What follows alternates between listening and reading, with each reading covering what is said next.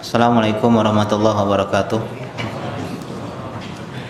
Innal hamdalillah nahmaduhu wa nasta'inuhu wa nastaghfiruh wa na'udzu billahi min syururi anfusina wa min sayyiati a'malina.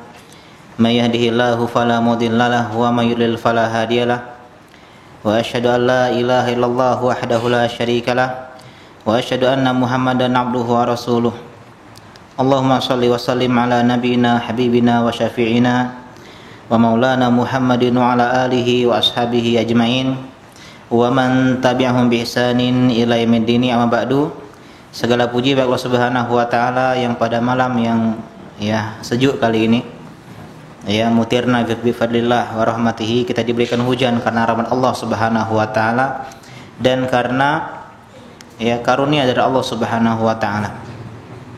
Kita bersama Kitabul Jami'. Dari kitab apa? Bulughul Maram. Bulughul Maram min adillatil ahkam. Bulugh itu arti dari balagha, yablughu, artinya sampai. Sedangkan al-maram dari kata roma yang artinya berkehendak, berkeinginan.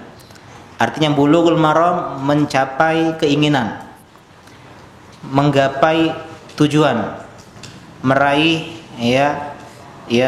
kehendak, bukan meraih bintang, bukan, tapi meraih tujuan. Min adillatil ahkam, dari dalil-dalil ahkam. Siapa pengarang kitab Bulughul Maram? Al-Hafidz Ibnu Hajar Al-Asqalani rahimahullahu taala. Ini perjumpaan kita yang kedua. Alhamdulillah, kemarin sudah kita kenalan dengan kitab Bulughul Maram, pengarangnya dan tentang keutamaan akhlak yang mulia. Sekarang kita masuk ke pembahasan tentang kitab, yaitu Kitabul Adab. Jadi kita bahas kemarin bahwasanya kitab ini punya beberapa bab, atau beberapa kitab. Itu Kitabul Jami', dan dari Kitabul Jami' ada 6 bab. Dan bab yang pertama adalah babul adab. Bab adab. Apa itu adab? Adab itu adalah budi pekerti. Budi pekerti. Kalau pelajaran SD dipelajari di PPKN adab. Etika. Itu sebuah perbuatan terpuji yang bukan hanya dilihat dari syariat, Pak. Jadi adab itu mainnya bukan hanya level agama, tapi level adat kebiasaan. Sebutin dalil nggak boleh atau tidak terhormatnya duduk di atas meja. Kalau pengajian saya duduk di sini, mana dalil yang melarang? Mana dalil yang melarang? Al-Quran dan hadis. Saya pengajian duduk di sini, Pak. Tapi adab gitu loh. Jadi adab itu lebih luas. Adab itu lebih luas. Mana dalil bahwasanya nggak boleh berproses sama sekalian akhwat sekaligus? Satu kali mendayung, 2-3 pulau terlampaui. Bikin satu CV disebar untuk 10 akhwat. Yang diterima itulah yang maju. Mana yang melarang? Nggak ada dalil yang melarang, tapi adab. Bayangkan kalau kita proses sama 10-10-nya, 10-10-nya nerima. Kalau nerima satu mah gampang, yang itu kita proses. Kalau kita hanya proses dengan 2 saja, satu nerima, satunya juga nerima, tapi kita milih salah satu, kan kita menyakiti pihak lain. Artinya adab ini kaitannya bukan hanya agama, tapi secara adat kebiasaan tingkah laku.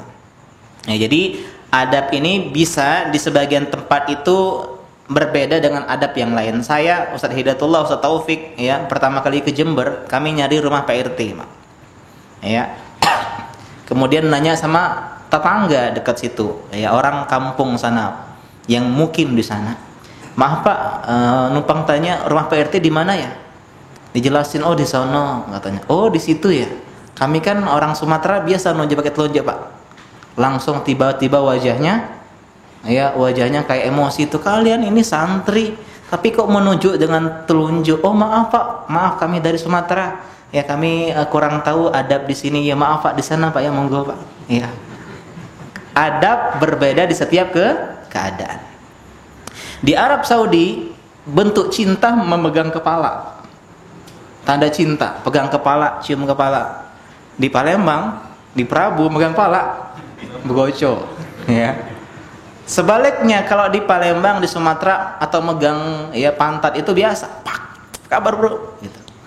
Di Arab Saudi ya bisa ke pengadilan Pak gara-gara menyentuh ya bokong dan semisalnya.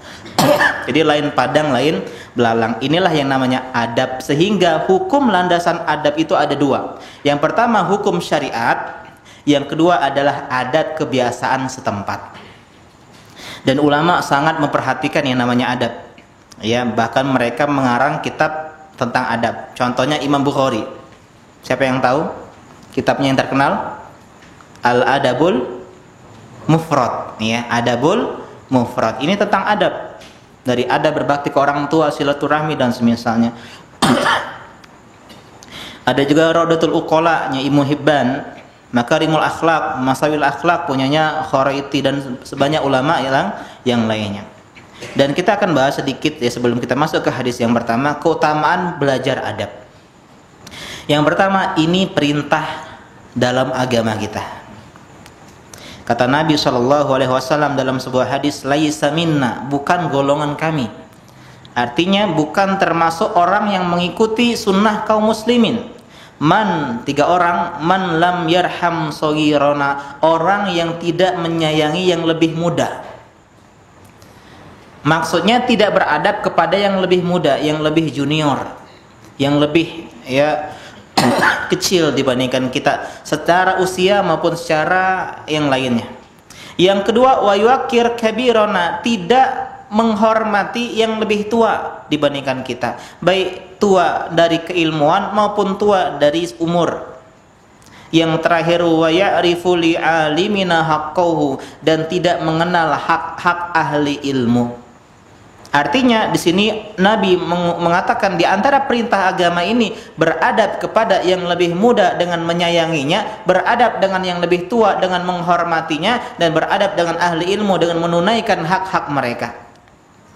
Bahkan kata Allah Subhanahu wa taala dalam surah At-Tahrim ayat ke-7, ya ayyuhalladzina amanu qu anfusakum wa ahlikum nara. Sering kita dengar ini perintah Allah, jaga diri kalian. Ini yang pertama. Yang kedua, jaga keluarga kalian, istri dan anak kalian. Yang paling pertama kita jaga keluarga kita bukan dari kemiskinan, kemelaratan, bukan dari COVID-19 yang paling utama, bukan dari teriknya matahari, derasnya hujan, tapi yang paling utama jangan sampai mereka disentuh oleh api neraka, dari api neraka. Dan Ali bin Abi Thalib mengatakan bagaimana cara kita ngajarin atau menjaga orang keluarga kita dari api neraka, adibuhum wa'allimuhum, ajarkan adab dan ajarkan ilmu. Ini yang paling pertama. Jadi tugas kita sebagai seorang tua yang paling pertama Pak, bukan agar anak bisa mengenal huruf hijaiyah, bukan agar anak hafal matematika, yang paling dasar agar anak beradab dan beretika. Bahkan di barat sana disebutkan sebuah penelitian, seandainya seorang anak itu nyerobot antrian, orang tuanya lebih cemas dibandingkan nilai matematikanya kecil Pak. Karena matematika hanya berkaitan dengan kognitif, pengetahuan, wawasan, ilmu, tapi menyerobot antrian artinya bermasalah pada akhlak dan adabnya. Mulai dari hal-hal yang kecil, TTM, bukan teman tapi mesra, tolong, terima kasih, maaf, ajarkan hal-hal sederhana. Mulai dari mengucapkan salam, mulai dari izin ketika pengajian, mengangkat tangan ketika keluar dari pengajian dan seterusnya. Ya, jadi ini diantara hal yang harus kita pahami. Ini perintah agama. Ini perintah agama. Bahkan para ulama dahulu menyebutkan adab lebih dahulu dipelajari dibandingkan dengan ilmu. Imam Malik, ya ketika beliau sedang kecil, masih kecil, beliau disuruh ibunya. Jadi Pak, kalau kita belajar sejarah-sejarah ulama itu tidak lain setelah izin Allah, kemudian kehebatan seorang ibundanya. Mungkin kita bapak cari kerja, mungkin kita bapak sibuk cari nafkah, ya, dan pendidikan anak ada pada ibunya. Dan lihat ibu Imam Malik bilang apa kepada Imam Malik kecil, idhab ila Rabi'ah, wahai Malik, pergi kau temui Ustadz Rabi'ah bahasa kita. Ya, duduk di pengajian dia, kemudian ta'allam min adabihi qabla ilmihi, pelajari adabnya sebelum pelajari ilmunya. Majelisnya Imam Ahmad itu dihadiri ratusan ribu orang. disebutkan 500.000 orang Pak, ya, atau 50.000 orang. Dan yang hadir, maksudnya yang hadir dengan membawa catatan, membawa buku, mereka penuntut ilmu sejati, itu hanya mungkin 5.000 atau 50.000 saja di antara mereka. Sisanya nggak bawa catatan, duduk manis, ya. Kenapa? Mereka mempelajari adab dari Imam Ahmad, belajar adab. Ya, dan ini nggak berlaku di pengajian ini, Pak. Ya, ini pengajian ahli ilmu, ulama, bener. Ya, bedain antara ulama, ya, dengan dai, ahli ceramah, beda, Pak. Ya, kita belum sampai level ulama, itu belum. Ulama itu yang takut dengan Allah Subhanahu wa taala, itu ulama. Meskipun dia nggak pernah duduk di pengajian, ya, duduk di sini maksudnya di mimbar, tapi dia takut sama Allah Subhanahu wa taala, itu sejatinya ahli ilmu yang sebenarnya, ya.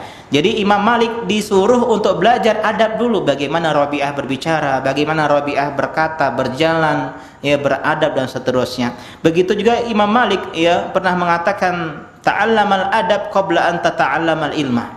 Belajari adab dulu sebelum kau pelajari ilmu. Ini yang paling ideal, Pak. Beda kalau kita udah kenal sunnah sekarang, kenapa nggak belajar fikih? Adab dulu, bro. Beda. Kaulah 60 tahun, ya, belajar adab dulu baru belajar fikih, nggak selesai, nggak ketemu sama fikihnya. Tapi idealnya kalau kita belajar dari kecil, ya, dari 3 tahun, 4 tahun, 5 tahun, adab dulu. Ya, ini yang namanya membersihkan wadah ilmu dulu. Karena kalau cara menggunakan gelas yang kotor, dibersihkan dulu baru diisi air. Jangan langsung isi air, jangan langsung diisi ilmu, Pak. Ketika kita nih hijrah, ya, kenal dakwah sunnah, yang perlu dipelajari dulu tuh adab. Kenapa? Biar membersihkan dulu hati kita. Kalau udah bersih, enak pengajian masuk, ya, pengajian sampai. Kalau udah kotor, ustadz bilang, ustadznya, ya, ini aja aku sudah tahu, ini mah nggak benar, ini seterusnya, sehingga dia kotor hatinya, sehingga susah untuk menerima ilmu agama. Bahkan Ibnu Mubarak mengatakan, ta'allamnal adab salasina aman, kami belajar adab 30 tahun. Adab ini bukan hanya adab makan minum, Pak, tapi adab sama Allah Subhanahu wa taala, bertauhid, termasuk adab sama Allah Subhanahu wa taala. Ya, merasa diawasi oleh Allah Subhanahu wa taala, itu adab. Wa ta'allamnal ilma 20, baru kami belajar ilmu agama 20 tahun. Bahkan beliau bilang ilmu, ya, atau adab itu 2/3 dari ilmu, 77%-nya ilmu. Karena ilmu, ya, itu nggak bermanfaat kalau nggak membuahkan adab. Sehingga ada yang mengatakan, Ibnu Mubarak mengatakan, kami lebih butuh adab dibandingkan dengan ilmu. Ya, jadi bapak-bapak meskipun hafalan hadisnya sedikit, hafalan Al-Qur'annya sedikit, tidak bisa bahasa Arab, tapi kalau beradab, beretika sama Allah, sama orang tua, sama istri, sama anak, spesial dan istimewa. Ya, bahkan mengalahkan banyak manusia-manusia di luar sana. Ini yang pertama. Yaitu tentang perintah Allah Subhanahu wa taala dan didahulukan dibandingkan belajar ilmu agama. Yang kedua, di antara keutamanya adalah menjadikan kita paham terhadap ilmu agama.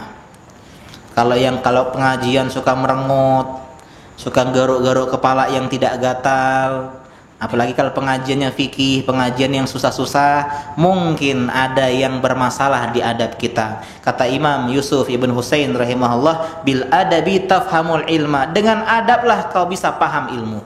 Artinya kunci ilmu itu adab. Ya, bahkan kalau orang pintar tapi nggak beradab, dijauhi dari keberkahan ilmu. Ada seorang yang namanya Mas Lamah, itu pinternya nggak ketulungan, Pak. Tapi dia nggak hormat sama gurunya, Ibnul Abbas, sehingga hilang ditelan sejarah. Wasil bin Atha, wah, orang yang pintar luar biasa, jenius. Tapi dia menjadi pencetus paham Mu'tazilah, saking pinternya sesat, Pak. Pinter tapi nggak beradab. Bahaya nggak beradab ini. Ketika imam guru beliau Hasan Al-Basri ditanya tentang, ya, orang pelaku dosa besar, ya, apakah kafir atau masih beriman, ya, nih Wasil bin Atha nyeletuk, bahasa kita, saking kepinterannya nyeletuk dia. Fil manzilah baina manzilatain, di antara posisi nggak mukmin nggak kafir, tengah-tengah, Pak. Inilah paham Mu'tazilah diantaranya. Keluar dia meninggalkan Majelis Hasan Al-Basri, bikin kelompok baru yang dikenal dengan Mu'tazilah waliyadzubillah. Pinter tapi nggak beradab. Saking pinternya Wasil bin Atha ini, orangnya nggak bisa ngomong roh. Bahasa kita bedegot, ya. Tapi saking pintarnya pernah dia dijebak oleh teman-temannya. Ya, misalnya khotibnya nggak ada nih, ya, yang khotib Jumat ternyata berhalangan. Ya, kemudian Wasil bin Atha disuruh, ya, sebagai bentuk ini ya, bahasnya prank. Karena orang-orang kalau ya dia ngomong kan lucu, akhirnya orang-orang pada ketawa. Ternyata detik itu juga tanpa prepare, tanpa persiapan, dia bisa khutbah Jumat tanpa sedikit pun menyebut huruf ra. Masya Allah. Detik itu juga, ya. Padahal kata ahli bahasa, huruf ra itu huruf yang sering dipakai di dalam percakapan dan bahasa Arab, itu banyak persentasenya. Kalau kita, alhamdulillah, segala puji bagi Allah yang telah mengkarunia, ada R-nya, memberikan ada R-nya, menunjukkan nikmatnya kepada kita. Karena keluar dari R tadi, kita masih mikir-mikir tuh. Ini spontan, luar biasa. Tapi tadi nggak beradab sama gurunya, keluar ya bahasa kita wall out dari majelis gurunya, dan malah dia tersesat waliyadzubillah. Jadi kalau kita nggak paham yang disampaikan ustadznya, ya, kalau kita nggak ngerti apa yang disampaikan oleh guru kita, bisa jadi karena kita kurang atau masih belum beradab yang baik. Selesai pembukaan atau pengantar tentang adab. Ya, kita masuk hadis yang pertama. Ini PDF-nya sudah saya bagi ya di grup kelas. Dan bukunya nggak harus beli buku ya, bisa buku yang biru bisa, atau PDF yang saya nanti bagikan ke teman-teman semuanya, ya. Bisa di print, ya, bisa di print. Hanya 16 hadis saja untuk bab yang pertama ini, hanya 16 hadis saja. Cuman hadis yang pertama ini agak panjang syarahnya, ya. Kita masuk ke hadis yang pertama, ya. Kitabul Jami' Babul Adab, ya. Qala al-mu'allif rahimahullahu taala Al-Hafidz Ibnu Hajar Al-Asqalani fi kitabih Bulughul Maram, ya, hadis yang pertama di bab ini tentang hak sesama muslim. Mungkin sering kita dengar Pak pengajian ini, tapi nggak masalah. Nggak ada ilmu yang basi. Yang tahu merojaah, ngulang, dapat pahala. Yang belum tahu dapat ilmu. Ya, an Abi Hurairah radhiyallahu ta'ala anhu qala Rasulullah sallallahu alaihi wasallam, hakul muslimi 'alal muslimi sittun. Hak muslim atas muslim yang lainnya itu ada 6. Dalam hadis yang lain khamsah, ada 5. Nggak masalah. Beda angka. Ini biasa dalam hadis, ya, ada kadang lupa rawinya atau yang semisalnya, kayak misalnya hadis rawatib, ada yang bilang 10 rakaat, ada yang bilang 12 rakaat, nggak masalah. Yang pertama, idza laqitahu fasallim alaih. Kalau engkau berjumpa dengannya, ucapkanlah salam. Yang pertama Pak, mengucapkan salam. Yang kedua, wa idza da'aka fa'ajibhu. Kalau dia mengundang ke pernikahannya atau pernikahannya yang kedua, ya, atau misalnya walimah anaknya, misalnya khitanan, atau misalnya syukuran rumah baru, penuhi undangannya, ya. Wa idza tansahaka fansahu. Kalau dia minta nasihat, maka nasihati dia. Zaman sekarang susah Pak memberikan nasihat. Jadi ketika ada kesempatan nasihati orang lain, dia datang, "Akhi, tolong nasihatin saya." Jangan sia-siakan kesempatan emas itu, karena udah siap, dia udah prepare untuk nerima. Ya, hatinya udah siap. Kenapa kita nasihatin orang kadang dia nggak nerima? Karena dia nggak siap dinasehati. Ini udah datang kepada kita minta dinasehati, maka nasehati dia. Ini yang ketiga. Yang keempat, wa idza atasa fahamidallah fashammithu. Ada yang bilang fasamithu, ada fashammithu. Dua-duanya ya nggak masalah. Maknanya sama. Kalau ada yang bersin, hajim, kemudian mengucapkan hamidallah, memuji Allah, alhamdulillah, maka doakan dia dengan yarhamukallah. Yang kelima, wa idza marida fa'udhu. Kalau ada yang sakit, dijenguk. Yang terakhir, wa idza mata fatsba'hu wa tafattabi'hu. Kalau ada yang wafat, meninggal, ikutilah jenazahnya ke pemakaman. Itu bakti terakhir kita Pak, sebelum jasadnya masuk ke dalam tanah. Jadi kita hari ini mungkin bahas poin yang panjang ini. Di poin yang pertama saya sudah panjang sekali. Masalah mengucapkan salam. Salam itu adalah ucapan Assalamualaikum. Dan lafal salam itu punya 3 tingkatan, Pak. Ya, yang pertama Assalamualaikum. Yang kedua Assalamualaikum warahmatullah. Yang ketiga Assalamualaikum warahmatullahi wabarakatuh. Enggak ada yang keempat. Sebagian nambah-nambah bid'ah. Assalamualaikum warahmatullahi wabarakatuh wa maghfiratuh wa salawatuh. Ya, enggak. Ya batasnya cuman sampai yang 3. Dan pahalanya beda. Ya, setiap pahalanya 10 kebaikan. Assalamualaikum 10. Pernah suatu ketika Nabi di majelis ada yang masuk Assalamualaikum, Waalaikumsalam 10. Ya, langsung duduk dia. Ini dalil bahwasanya salat tahiyatul masjid enggak wajib. Dia langsung duduk ke masjid. Ada yang masuk lagi, Assalamualaikum warahmatullah. Kata Nabi, setelah jawab salam 20. Yang terakhir yang lengkap, Assalamualaikum warahmatullahi wabarakatuh 30.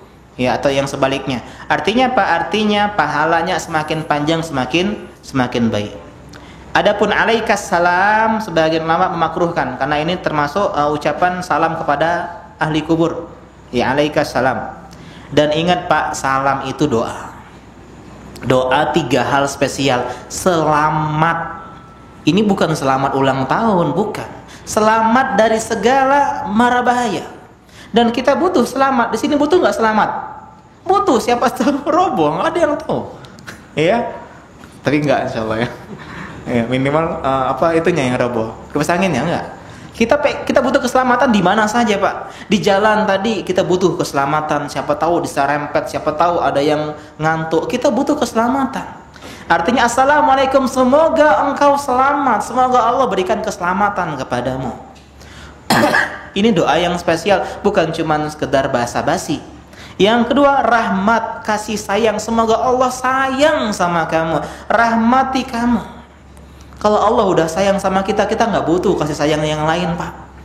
Dan yang ketiga adalah barokah. Berkah itu artinya kebaikan yang banyak.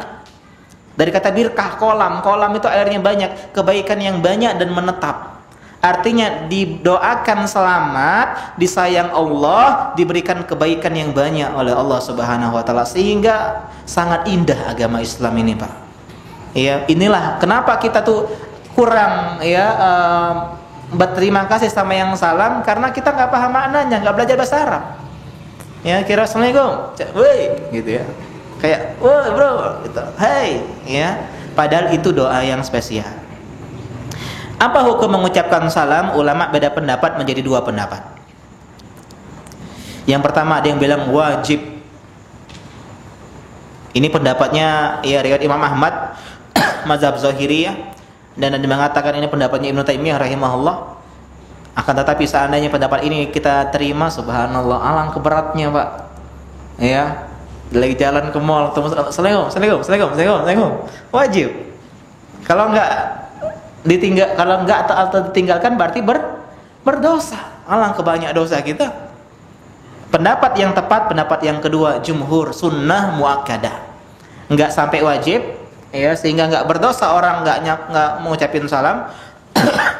Ya, tapi ya ini sunnah yang ditekankan. Ini pendapat jumhur. Bahkan Ibnu Abdul Bar menukil ijma bahwasanya hukumnya sunnah muakkadah.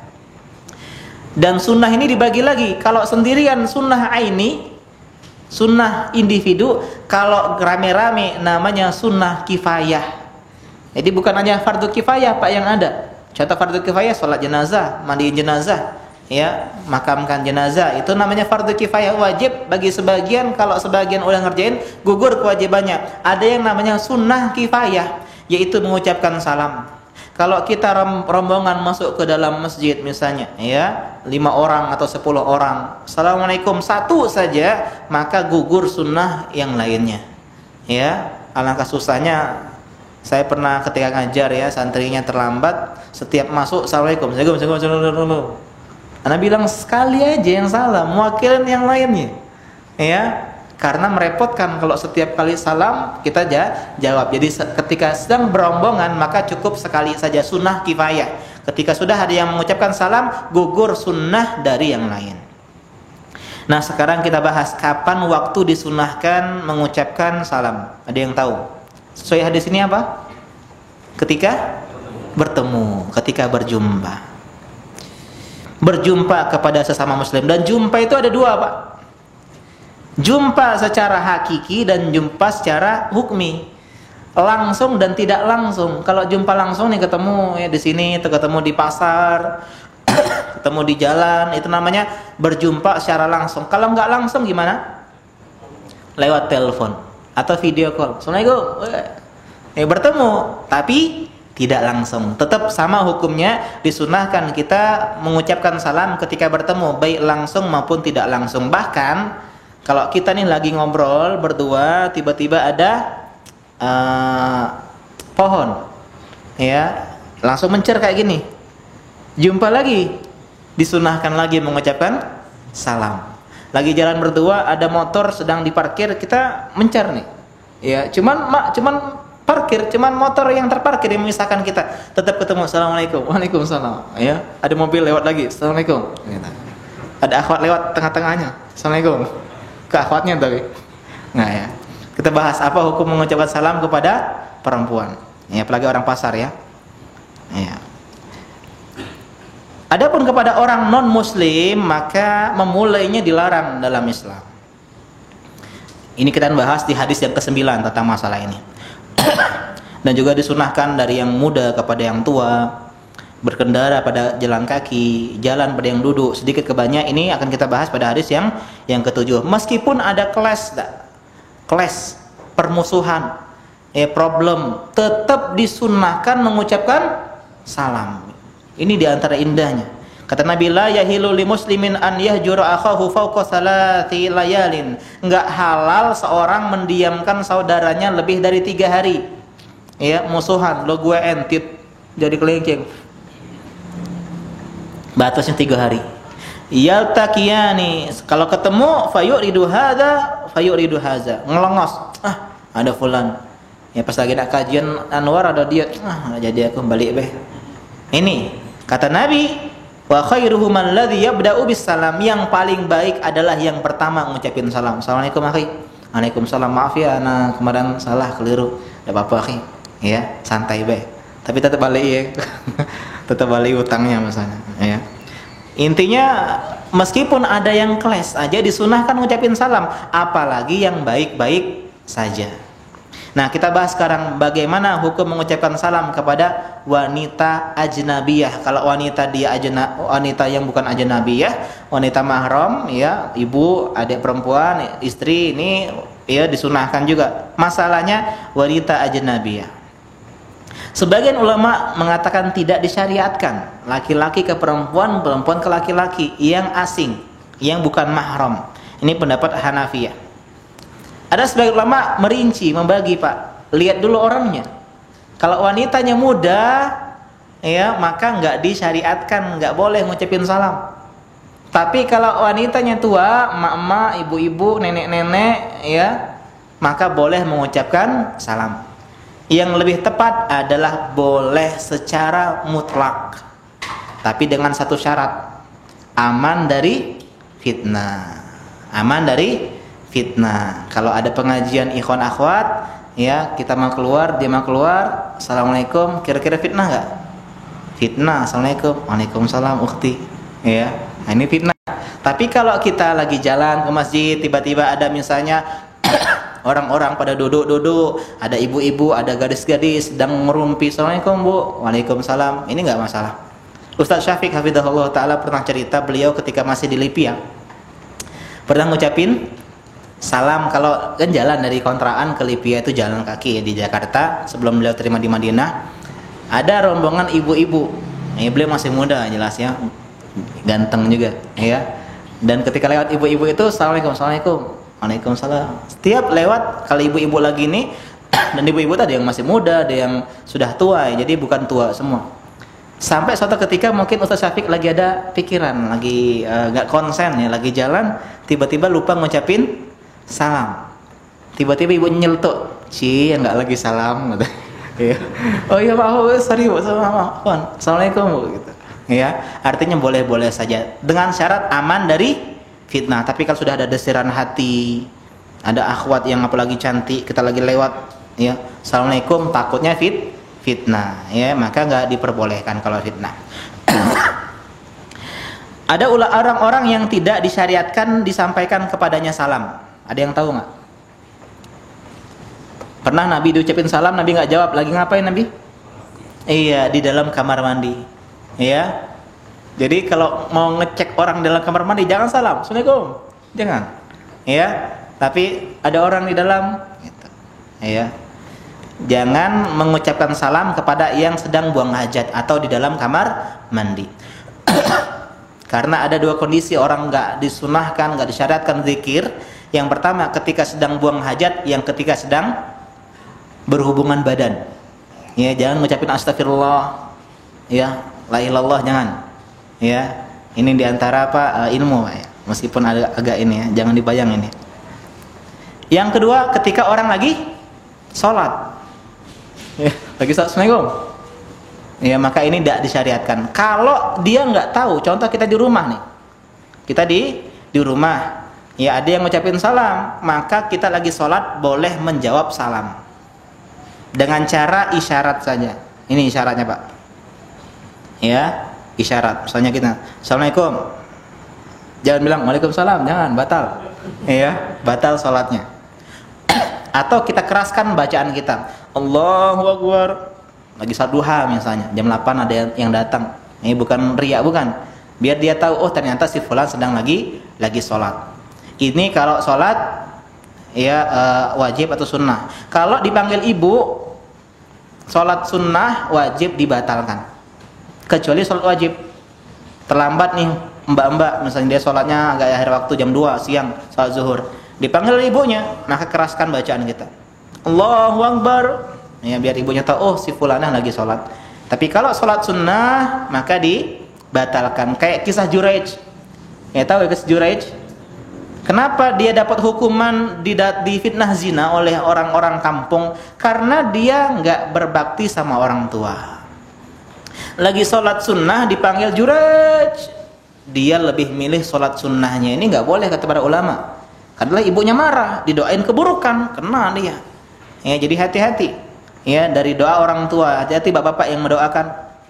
Ya, doain anak hati-hati. Ya, anak nakal anaknya. Lihatlah ibunya Imam Sudais.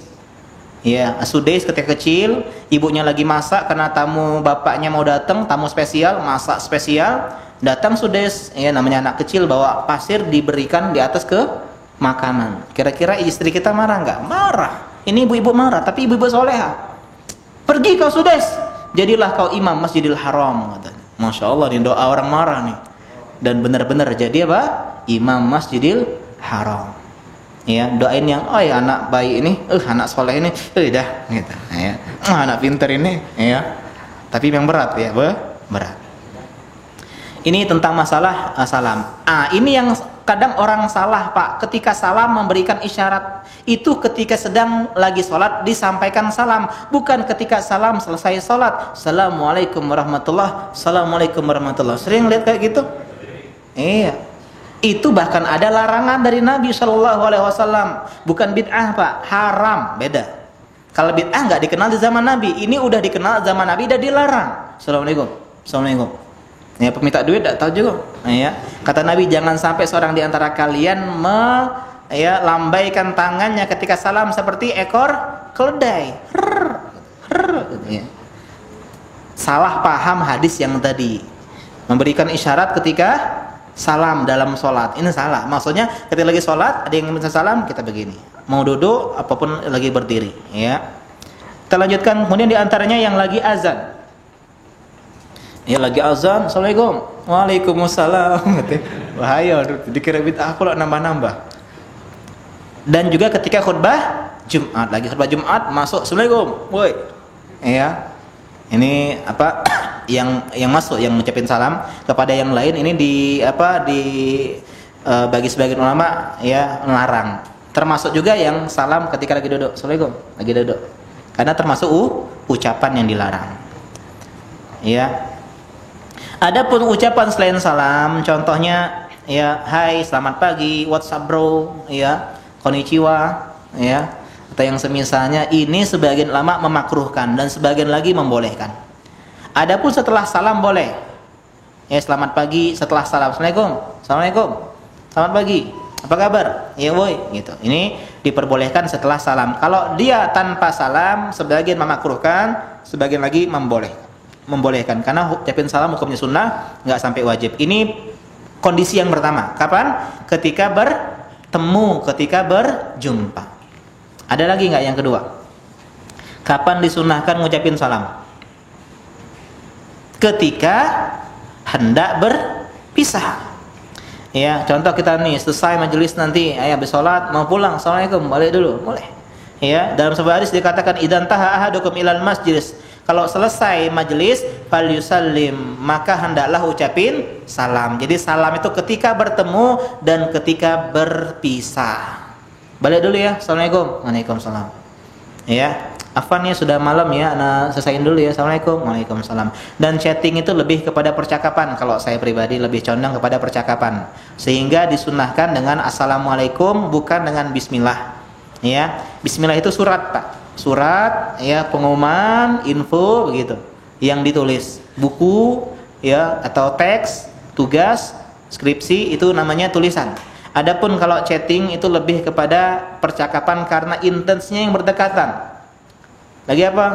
Lagi bareng ini, baring be, ya. Zaman kajian tadi datang, alhamdulillah. Kau datang, tidak hujan, ya. Oh, hujan. Oh, di Palembang wajar pak, hujan itu nggak kajian. Kenapa? Jaraknya jauh. Saya pengajian ada 7 tahun, jaraknya hampir 1 jam. Ya, di Palembang itu 50 menit lah dari Talang Jambi sampai ke Pelaju, ya, Masjid Imam Syafi'i itu. Belum kalau malam sore macet. Belum kalau hujan, sudah hujan itu macetnya panjang, banyak pengalihan jalan. Wajar jadi orang terlambat atau nggak datang gara-gara hujan. Rabu mulai, alhamdulillah, pengajian dekat, ya, nggak ada lampu merah di sini, ya, adanya cuman kereta, ya, sepur, ya, enak tinggal di sini, alhamdulillah, ya, nggak terjebak macet dan seterusnya. Jadi itu yang kedua, meninggalkan majelis. Ya, meninggalkan majelis. Jadi kalau berpisah meskipun lewat chat disunahkan mengucapkan salam. Yang ketiga, ada yang tahu nggak? Bertemu udah, berpisah udah. Ketika kalau kita ke rumah orang ngapain? Ngucapin salam. Bertamu ke rumah orang lain, bahkan ke rumah sendiri. Ya, assalamualaikum. Ini diantara sunnahnya. Kalau rumah kita nggak ada orangnya, salam juga pak. Siapa yang tahu salamnya? Assalamu alayna wa ala ibadillahis sholihin. Itu kalau rumah kita nggak ada orang. Ya, jadi bertamu ke rumah orang lain disunahkan mengucapin salam. Jadi ini 3 kondisi disunahkan mengucapin salam: bertemu, berpisah, bertamu. Dan kalau 3 kali salam kita nggak ada yang nyaut, artinya si pemilik rumah sedang nggak mau nerima tamu, husnuzon aja. Mungkin lagi sakit, ketiduran, apa di WC, atau nggak kedengeran, mungkin dia lagi dengar kajian dan semisalnya. Wallahu taala a'lam. Sekarang urgensi keutamaan mengucapkan salam. Yang pertama ini perintah Allah Subhanahu wa taala. Kalau perintah Allah artinya berpahala. Kita bahas tadi pahalanya 10, 20, 30. Kata Allah Subhanahu wa taala, ya ayyuhalladzina amanu la tadkhulu buyutan ghaira buyutikum hatta tasta'nisu wa tusallimu ala ahliha dzalikum khairul lakum la'allakum tadhakkarun. Wahai orang beriman, janganlah kalian masuk ke rumah orang lain sebelum kalian minta izin dan mengucapkan salam kepada penghuninya. Bahkan orang yang paling utama sisi Allah adalah orang yang paling memulai salam, yang paling baik di antara 2 orang. Yang pertama memulai salam, kata Nabi, inna awlan nasi billah man badahum bis salam. Ini poin yang pertama, perintah Allah. Yang kedua, mengucapin salam jalan menuju surga, Pak. Kata Nabi ketika Abdullah bin Salam orang Yahudi tiba, ya, lihat Nabi tiba di Madinah, ngelihat orang Yahudi ini, Abdullah bin Salam, mana Muhammad? Dilihat dari jauh, wajahnya wajah yang penuh dengan kejujuran, bukan wajah pembual. Kan ada ya bau-baunya wajah penipu itu ada biasanya budak ini. Ya. Itu wajahnya wajah yang jujur, Pak.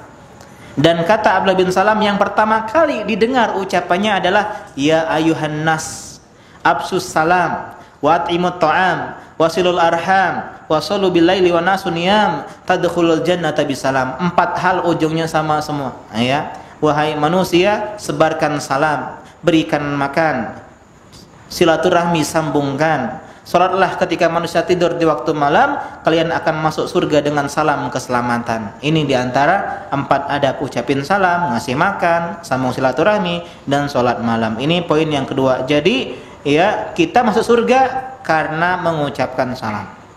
Yang ketiga, syiar Islam. Ditanya Nabi, ayyul islami khairun, ajaran Islam apa yang paling bagus? Kata beliau, disebutkan 2. Tut'imut ta'am, kau beri makan orang lain, wa taqra'us salam ala man arafta wa man lam ta'rif, dan engkau memberikan salam kepada yang dikenal maupun tidak dikenal. Nah, zaman sekarang, Pak, salam itu hanya untuk yang dikenal. Assalamualaikum. Waalaikumsalam. Siapa ya? Iya. Cak harus kenal itu kalau salam. Ya.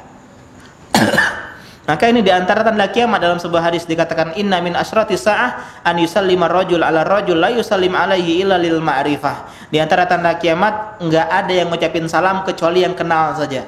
Kalau enggak kenal enggak ngucapin salam. Ya, meskipun sanad hadis ini lemah, tapi ulama mengatakan maknanya benar. Ya, maknanya dibenarkan. Jadi di antara syiar Islam adalah menyebarkan salam, doa-doa dan semisalnya. Yang keempat, kita bahas hadis tadi, hak muslim atas muslim yang lain. Dan yang terakhir, yang kelima, menumbuhkan the love, cinta. Ya, cinta.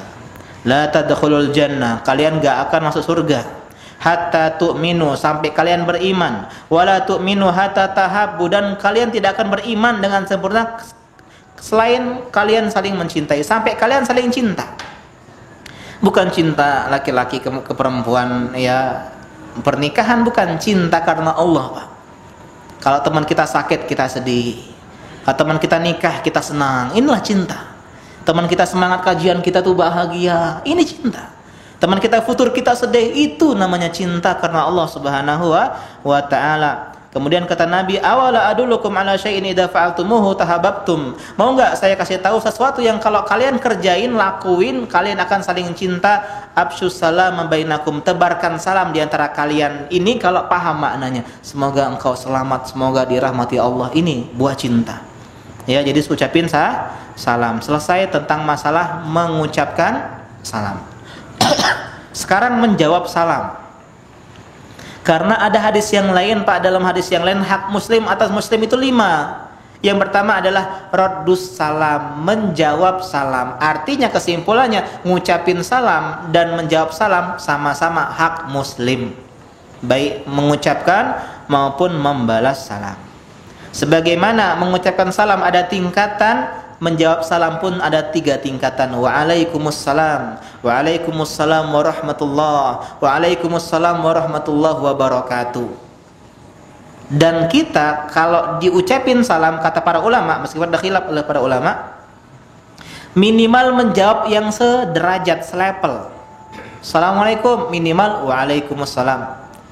Ada yang bilang assalamualaikum warahmatullah, minimal waalaikumsalam warahmatullah. Kalau ada yang ngucapin salam lengkap, assalamualaikum warahmatullahi wabarakatuh, jangan waalaikumsalam, jangan. Tapi adalah waalaikumsalam warahmatullahi wabarakatuh. Jadi yang selevel atau yang lebih baik. Meskipun ada ulama mengatakan ini sunnah saja. Ini sunnah saja. Dan yang benar itu waalaikumsalam, Pak, bukan waalaikumsalam. Bukan dengan tasdid. Bukan dengan sukun, waalaikumsalam, bukan waalaikumsalam. Ini yang lebih tepat karena ada alif lamnya di sana. Alif lam syamsiyah dibaca waalaikumsalam, ya. Kita tunda dulu, ya, kita break sebentar, kita dengar azan, lanjutin setelah setelah azan sedikit, ya. Subhanaka Allahumma bika asyhadu an la ilaha illa anta astaghfiruka wa atubu ilaik. Assalamualaikum warahmatullahi wabarakatuh. Alhamdulillah wassalatu wassalamu ala Rasulillah wa ala alihi wa ashabihi wa man walah wa la haula wa la quwata illa billah. Ya, kita lanjutkan lagi tentang masalah fikih salam, tentang menjawab salam, ya. Jadi ulama mengatakan minimal wajib sesuai dengan yang serupa disampaikan. Jadi kalau dia lengkap, minimal lengkap juga. Tapi ada yang lagi mengatakan minimal waalaikumsalam aja udah cukup meskipun panjang, ya panjang. Mereka berdalil yang pertama tadi minimal serupa itu dengan ayat dari Al-Qur'an An-Nisa 86. Kata Allah Subhanahu wa taala, "Wa idza huyitum bitahiyatin fahayyu bi ahsana minha aw rudduha." Kalau kau diberikan salam penghormatan, maka balaslah dengan dua hal. Yang paling baik, yang lebih baik, atau yang semisal dengannya. Dan ini yang lebih aman, lebih hati-hati. Assalamualaikum warahmatullahi wabarakatuh. Waalaikumsalam warahmatullahi. Ya. Adapun menjawab dengan ahlan, assalamualaikum, ahlan. Ya, sebagian orang-orang di Saudi ya mulai meninggalkan ya salam, mengucapkan salam jawabin salam dengan ahlan atau khair dan semisalnya. Ini antara hal yang tidak dibenarkan. Jadi hukum ulama menukil ijma wajib hukumnya menjawab salam. Jika sendirian wajib ain, dosa kalau enggak. Yang kedua, jika berkelompok maka wajib kifayah. Kalau berkelompok wajib kifayah. Contoh, ada yang ngucapin salam sama kita rame-rame. Satu orang ngucapin waalaikumsalam, yang lain udah gugur kewajibannya. Ya. Dan tolak ukur wajib ini kalau ditujukan salam. Ya. Jadi kalau orang ngomong sama seorang assalamualaikum, cuman bukan ke kita salam dia itu, ke yang lain, kita meskipun dengar nggak wajib. Atau kalau kita makin kurang dengar, ngomong apa tadi fulan ini? Ngomong lagi apa? Ya, atau yang lainnya kita malah waalaikumsalam, nggak salah. Ya, atau misalnya kita kurang dengar, ya budek dan semisalnya, nggak dosa. Yang dosa adalah sengaja ya meninggalkan jawab salam dan dia tahu itu salam ditujukan kepadanya. Ya, ditujukan kepadanya. Beda kalau salam umum, sama kayak undangan, Pak. Undangan di grup itu kan undangan umum, jadi nggak wajib kita hadir. Beda nama kita di sana Roni Nurismansyah dan istri. Baru ya kita turun. Ya, kita ditujukan kepada kita undangan. Ya, jadi yang lebih tepat hukum menjawab salam itu wajib. Beda dengan menyampaikan salam. Menyampaikan salam sunnah muakkadah, menjawab salam fardu ain kalau sendirian dan fardu kifayah kalau kita berbareng-bareng. Adapun mengucapkan salam dari orang kafir, maka ulama beda pendapat. Ya, kita bahas juga hadis ke-9 ini tentang apakah menjawab dengan waalaikum saja atau dengan waalaikumsalam warahmatullah sesuai dengan dia. Ada sebagian ulama mengatakan kalau orang kafir assalamualaikum, assalam ya bukan assam, assalamualaikum, maka kita menjawab sama kayak yang dia jawab, sebagaimana hadis ayat yang tadi, wa idza huyitum bitahiyatin fahayyu bi ahsana minha aw rudduha. Kalau diberikan salam, balas dengan yang lebih baik atau yang semisalnya. Tapi yang lebih tepat Allah alam adalah dengan menjawab waalaikum saja. Idza salama alaikum ahlul kitab, dalam hadis dikatakan kalau ada ahlul kitab Yahudi Nasrani bilang assalamualaikum, kan biasa ya. Teman kita Kristen ngucapin insyaallah ya kan. Ya, kemudian ngucapin assalamualaikum ya karena berada di negeri yang mayoritas muslim, jadi mereka terpengaruh. Ini antara hal yang enggak masalah. Ya, maka kita menjawab dengan waalaikum, kau juga. Ini kalau mengucapkan salam, apalagi kalau dia memplesetkan salam dengan tujuan mencela kita. Ya pernah. Ya Nabi ketemu sama orang Yahudi memplesetkan assalam jadi assalamualaikum. Sam itu artinya racun, Pak. Racun kamu. Maksudnya semoga kau mati Muhammad. Ya, Nabi bilang waalaikum, kau juga. Aisyah yang dengar itu, ini kan istri beliau. Nabi beliau marah, ya, tapi marahnya Aisyah itu berilmu, Pak. Ya, alaikum la'nah, laknat, ya, ghadabillah, murka Allah Subhanahu wa taala, wahai keturunan babi dan kera. Karena memang ada di Al-Qur'an, ya. Jadi marahnya orang berilmu itu dengan ilmu, ya. Nyebut hewannya berkelas, Pak. Kalau kita kan semua hewan kebun binatang kita sebutin. Ya, kawan kita yang bikin kita marah, kau nih dasar, kau nih kelinci. Misalnya. Padahal nggak ada dalil Al-Quran hadis bilang dia itu kelinci. Tapi ini orang-orang Yahudi ada dalil mengatakan dia ya keturunan, bukan keturunan ya, dalam artian kaumnya babi dan kera di masa lalu. Ulama khilaf soal masalah ini. Apakah benar-benar jadi kera beneran? Ada yang mengatakan sifatnya aja seperti kera. Yang jelas mereka diazab karena memainkan ayat Allah Subhanahu wa taala. Ujian, Pak, dilarang mancing hari Sabtu orang-orang Bani Israel Yahudi. Karena hari Sabtu hari raya mereka. Tapi uniknya hari Sabtu tuh ikan rame. Ya, para mancing mania mungkin ya bisa merasakan kegelisahan ini. Ya kalau saya nggak bisa mancing, Pak. Ya, pernah teman-teman sepondok itu mancing, hanya saya yang nggak dapat pancingan. Ya, jadi mereka bikin ini trik hari Jumat ngasih jalannya, hari Ahad pagi nariknya. Ya, jadi memainkan ayat Allah Subhanahu wa taala. Sehingga Allah marah sama mereka. Selain karena kekufurannya, Allah jadikan mereka ya kera-kera yang hina. Ya, jadi ini, tapi lihat Nabi pun ketika dengar kayak gitu malah negur Aisyah. Karena terkadang, Pak, yang ngeladeni itu yang salah. Misalnya kalian ahli karate bela diri, dapat medali emas di olimpiade. Ada anak kecil, anak SMP lah, ya, ngajak kelahi di jalan, woi, gue coba gitu. Kira-kira kalau kalian ngeladeni yang salah siapa? Siapa yang kena tegur? Yang ngeladeni yang salah. Begitu juga Aisyah. Aisyah berilmu, mulia, jangan ladeni mereka. Ya Rasulullah, emang kau nggak dengar dia bilang apa? Iya saya dengar, kan udah saya jawab. Waalaikum. Kau juga.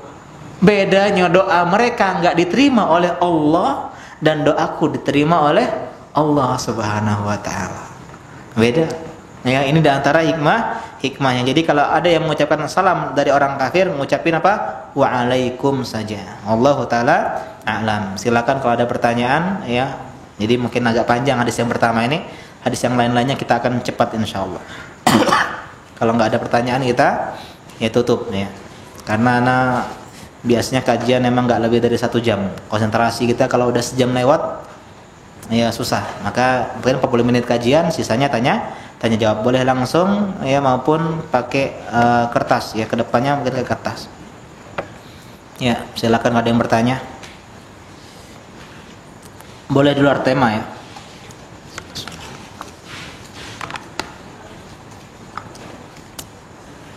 Kalau adab memang jarang nanya, Pak. Kalau fikih baru banyak yang tanya. Ya, insya Allah semuanya beradab baik ya. Amin ya. Semoga kita pelajari. Dan meskipun pernah kita pelajari kitab ini, ya tolong tetap semangat untuk hadir karena nggak ada yang basi dalam ilmu agama. Terutama kita bukan hanya bahas adab saja, nanti ada bahas masalah silaturahmi, berbakti sama orang tua, kemudian tentang doa dan zikir. Kan jarang kita kajian tentang doa-doa, zikir-zikir pagi petang dan semisalnya, memahami maknanya dan keutamaannya ya. Semoga kita diberikan kesehatan biar bisa terus menyimak kajian ini. Bagi teman-teman yang pengen gabung dengan grup ya, misalnya pengen biar kalau nggak masuk ada linknya, kemudian ada PDF-nya tanya jawab khusus ini bisa digabung di grup, bisa WA ke Ana ya, karena di Palembang tuh kayak gitu seringnya kalau Ana bikin kelas ya, kajian, bikin kelas kayak belajar benar, jadi kayak belajar benar ya. Kalau yang nggak bisa hadir bisa simak di Facebook Masjid Anwar ya Azam Masruni atau di YouTube ya Al Madinah TV ya. Demikian kita akhiri. Yang karena ada pertanyaan, subhanaka Allahumma bihamdika asyhadu an la ilaha illa anta astaghfiruka wa atubu ilaik. Wassalamualaikum warahmatullahi wabarakatuh.